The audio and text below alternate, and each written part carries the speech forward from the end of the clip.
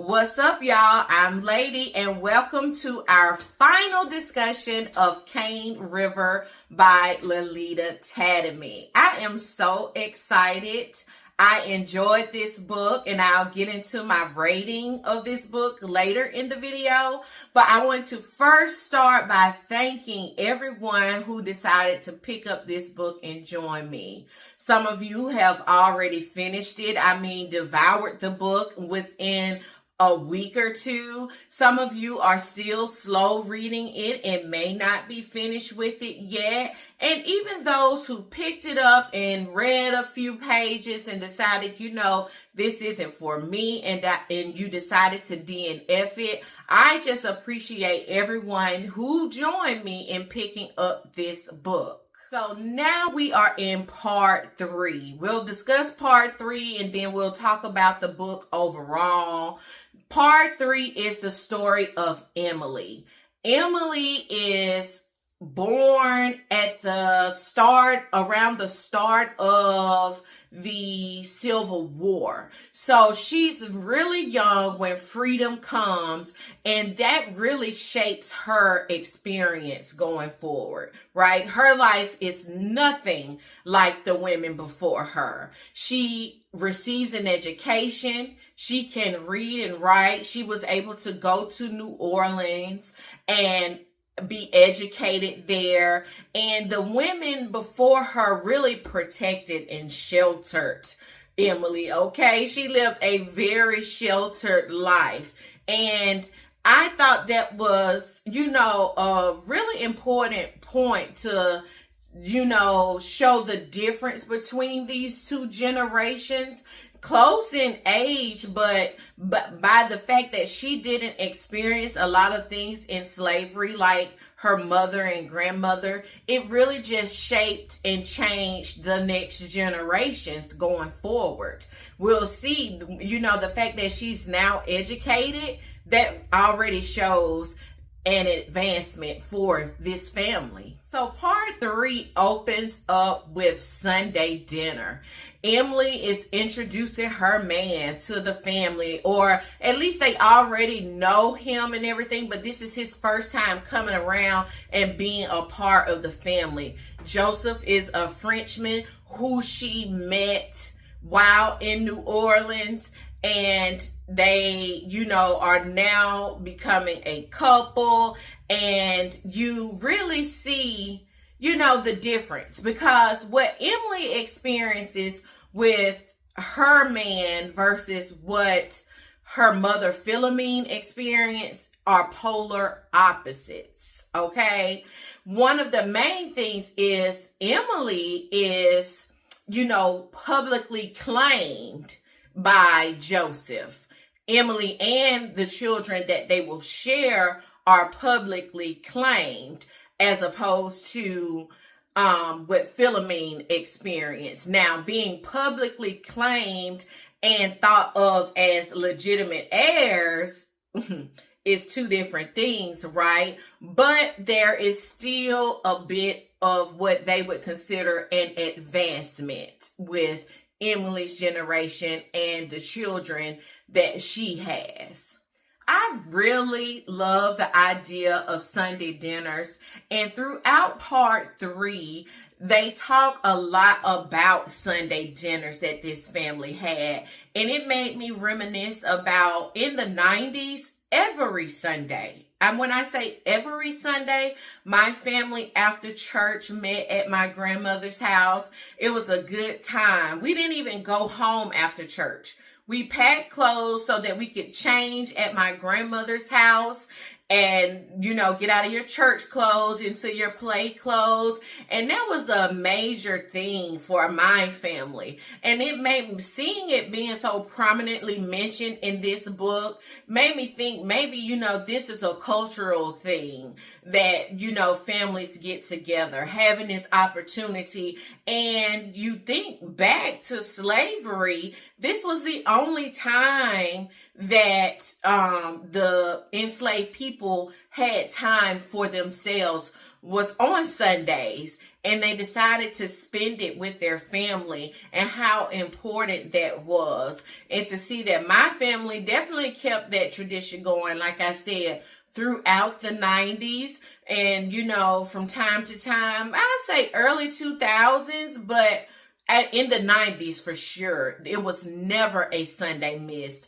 And Philomene talked about, when we read her section, about the importance of family getting together. One of her glimpsings that she had, was her sitting at a table with her entire family and generations of family. So that, I really love that part of this story. As I mentioned earlier, Emily is in a public relationship with a white man, and they have children. And this public relationship is the main conflict of this last section of the book, because he loves her, she loves him, they want to live and, not bother anyone. They weren't hurting anyone with their relationship, but the law and the people of Cane River would not allow them to be public in a relationship. And they definitely would not allow Joseph to give his children an inheritance. And that's all Joseph wanted to do, actually. Different from Narcissus before him. Narcissus knew, he had to play the game, essentially, and have a white family so that people can overlook the fact that he had a black family. But Joseph, being different, he wasn't about to play that game, and it just things blow up in a major way in this section of the book. The fact that they want to live as a family and society won't allow it plays a major role in this story. Causes a lot of conflict for Emily, for Joseph, for their each families and the children that they have going forward. When I say things blow up in a major way, this book includes news articles that took place about what the blow up was. Of course, I'm not going to, spoil that part for everyone, but there are clippings in here from the Colfax Chronicle that she was able to research and find, and talking about her family story, what happened with this, big blow up that took place. And there are 2 articles, I think. And so I want to shout out Lalita Tademy, and another shout out to Cousin Gertie. Okay. Her snippets throughout this book, the news articles and things like that throughout this book continue to be just a major highlight for the reading experience of Cane River. So this book covers a large span of time, right?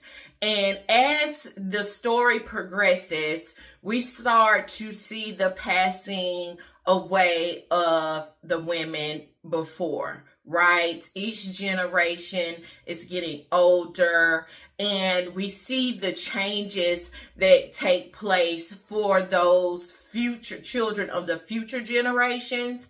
And we want better for each generation, right? But I think we can't let them, forget the past. We can't allow that, right? And so the book has some study guide questions in here, and one of them I would like to answer is number 25, which says, Elizabeth, Suzette, and Philomene don't talk about slavery with Emily, who was too young to remember slave life.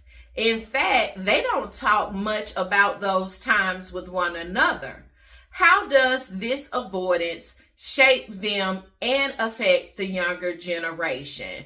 Avoiding our history is never the answer. I understand that, when we experience hard times, it's not something that you want to, glorify like it seems that some people tend to do, but it's not something that you should ignore as well. We learn in the book from Emily being so different from Elizabeth. We think about the whitewashing of their generation. I think it's called the bleaching of the line that has taken place from Elizabeth to Emily. And in the story, Emily even admits to feeling shame when it comes to the women of the generation before her. They definitely weren't as white passing in skin color as she was, and that brought her shame. They couldn't, speak how she spoke. They couldn't read and write. And I think that really, does a disservice to the generations going forward when we avoid it.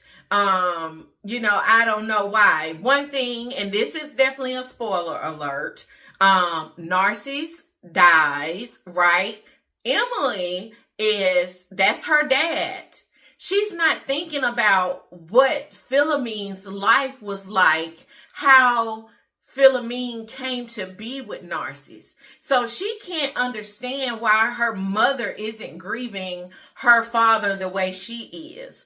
But Philomene, when she decides to go to his grave with Emily, she does what? She spits on his grave. And I found so much joy in that. I'm just going to tell you the truth. I absolutely love that part. That was so Philomene, okay? I love it. I love it. But because Philomene had not shared, that bad part, all Emily saw of her dad was a protector, okay? Which was so annoying. But when you think about it, she did not know. Philomene did not talk to her and share with how the love of her life, Clement, was sent away so that, Narcissus could essentially prey on her. We talked about in part 2 how she used what she could to get this advancement, but essentially, Emily, your dad, was a predator, So that's why it's important to share and talk with the future generations, because it definitely has an effect on them, whether you talk about it or not. So this family does all that they could to move into what, would be considered high society, the bleaching of their skin, and they were still always viewed by the community of Cane River as less than. And Cane River was a unique culture in the South, because there was a lot of mixing of the race. And you had, those free Black people who lived there, who some of them were lighter skinned, a lot of them were, and everything like that. And what's interesting to me is, if Emily and the generations after her continue to, bleach the bloodline, they could have easily moved anywhere else, changed their names, or maybe not, but they could have left the race and lived as white people, but they chose to stay in Cane River. Now, there was one person of one of Philomene's children. He did leave. They said that he went to Texas, and just never had any contact with the family again. So he went away, and he was likely living his life as a white man. The idea of passing and reading stories about it has always been very fascinating to me. And the most fascinating part, I think, is that after this person has passed, lived their life as a white person, maybe 1 or 2 generations down the line, these people are living their lives as white. not knowing, okay? And it makes me wonder how many, white families today have, that grandmother who, grandmother so-and-so, she had that olive skin because, we have some Italian in our family. That's one of the stories you hear a lot. And I'm like, come on, grandma was definitely white passing. And they just never know. And I saw a documentary, I can't remember the name of it, but this girl, she said she grew up always hearing about an aunt who left the race. She married a man who was also half black, half white. They married. They left the family. I think it was like in South Carolina, moved like out to the Midwest. They had children. And now here this person who did the documentary, she seeks out her white side of the family and let these people know that, hey, grandma and granddad, they were actually half black. And the generations, I think it's now 3 generations removed, they're white because they then had children who married white, and so on and so on. And those, by the 3rd generation, they did not, when the cameras came in to tell them that grandpa and Meemaw were actually half black, they were not trying to hear it. So I always find that very fascinating. Because, what if Miss Tademy could find that great uncle's family who left? He left and, was passing. What if she found his family, today to tell them about his story? What their reactions would be. Okay, so let's get into my rating of this book. I got a question in here. I want another question I want to answer, and I want to read something from the last part of the book. My overall rating of this book is 4 stars. I enjoyed this story. Yes, did it lack some things as far as the writing style, being on the fence on whether it being fiction or non-fiction, those type of things. But overall, I gave it 4 stars. And I'll be honest, throughout my reading of this book, I was like, it really wasn't 4 stars. And it really wasn't 3. I'm thinking, right there in the middle. Just not quite either one. But what took it over to a 4-star read for me was the last scene in the book with Emily. I won't go into detail about it, but if you read it, And it just spoke volumes to how society had changed but still remained the same. How the political landscape of the time was, how Emily is now the old one. Philomene is gone, Elizabeth is gone, Suzette is gone, Emily is the old one. And how she carries herself and how she views herself versus how society now views her. It just really brought this story together. And that last scene, really, I was like, yeah, I'm giving it 4 stars, 100%. This is a 4-star read for me. So the question or the thought comes up about this being a non-fiction versus fiction. This being fiction, versus non-fiction. And the last question in the study guide asks this: the author of Cane River made the decision to turn her family story into a work of fiction rather than non-fiction. What do you think motivated her to do so? And do you think it was the right decision? I think it was the right decision. I really do. I enjoy historical fiction, and that's what I feel that this book was, historical fiction. And I think she did a great job with the information and the research that she had. So I really appreciate it being fiction. But I'm going to read from this section of the back of the book. book, which is called The Inevitable Telling of Cane River. And I'm going to read the last few paragraphs in here to let you know what the author thought. What was her motivations behind it? So she says, Cane River covers 137 years of my family's history, written as fiction, but deeply rooted in years of research, historical facts, and family lore. In piecing together events from personal and public sources, especially when conflicted, I relied on my own intuition. There were gaps I filled in based on research of the events and mood of the place and time. I presuppose motivations. Occasionally, I changed a name, date, or circumstance to accommodate narrative flow. I tried to capture the essence of truth, if not always the precision of facts, and trust that the liberties I have taken will be forgiven.